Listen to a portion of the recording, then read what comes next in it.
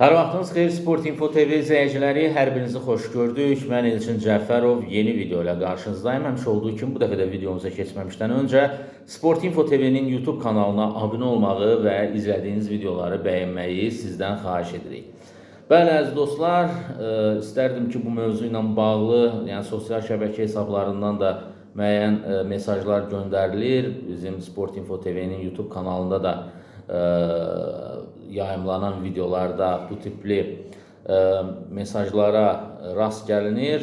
Yəni Sabah klubu Berezutski ilə yolları ayırdı. Komanda Rusiyalı baş məşqçi ilə bir çoxlarını sürpriz görsənsə də əslində bunun bir-iki ay öncədən biz bu barədə verilişlərimizdə də danışırdıq. Elə əgər daha diqqətlə izləyənlər olubsa görərdilər.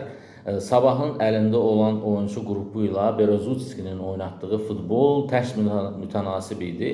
Əslində daha iddialı dişli rəqiblərə qarşı yaxşı təsir bağışlansa da, burada isə diktə edən tərəf Sabah deyil. Yəni Sabah topu rəqibə verib topsuz oyuna üstünlük verdikdə rəqibin boşluqlarından maksimum şəkildə yararlanmağa bacarırdı ki, bu da xüsusilə Qarabağ kimi komandalardan oyunda çox yaxşı alınırdı. Amma bu qarşılaşmada məsələn 3 xal Sabah qazanacaq dediyimiz maçlarda isə Sabah tam əksinə performans sərgiləyirdi. Bu da isə Berezutskinin sırf oyun planına uyğun gəlirdi, mən elə düşünürəm. Əslində kubokdan sonra bir çoxları düşündü ki, yəni Avrokuboklara da Berezutski ilə yollanacaq Sabah komandası, amma bir-iki ayda biz bu barədə deyirik. Klub rəhbərliyi də Berezutskinin oynadığı futbolu bəyənmirdi.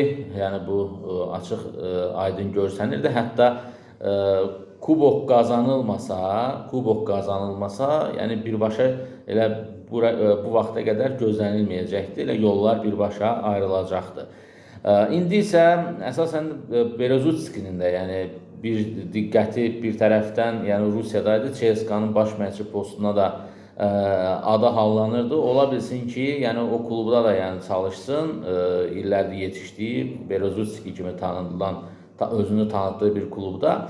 Amma əsas diqqət ediləsi məqam bundan sonra Sabahı kim çalışdıracaq? Avrokuboklara bir aya yaxın bir vaxt qalıb. Bu müddət ərzində komandanın hazırlıq planı necə olacaq? Komanda hansı formada çıxış eləyəcək və s. Bu kimi suallar cavabsız qalmaqdadır. Amma görünən odur ki, komanda yenidən legioner mütəxəssisə üz tutacaq. Hal-hazırda danışıqlar gedən bir neçə əcnəbi mütəxəssis var. Yekun qərar verilməyib.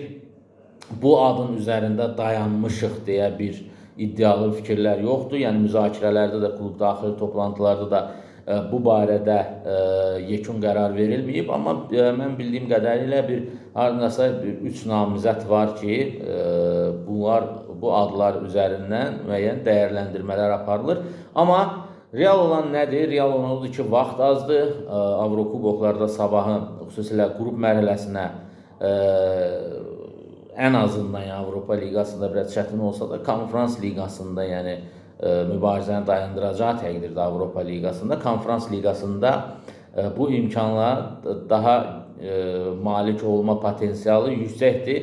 Odur ki, yəni vaxt azdır, Sabah rəhbərliyi tələsməlidir, klub rəhbərliyi tələsməlidir və yeni mütəxəssislə ən qısa zamanda anlaşmalıdır. Odur ki, bununla da bağlı siz öz bölümünə fikirlərinizi yazın. Bizim üçün sizin fikirləriniz çox önəmlidir. İnşallah sabah futbol manşet verilişində, canlı yayımda daha detallı şəkildə bu mövzulara toxunacağıq. Xüsusilə müəyyən eksklüziv xəbərlərlə qarşınızda olacağıq. Özünüzə yaxşı baxın. Gecəniz xeyrə.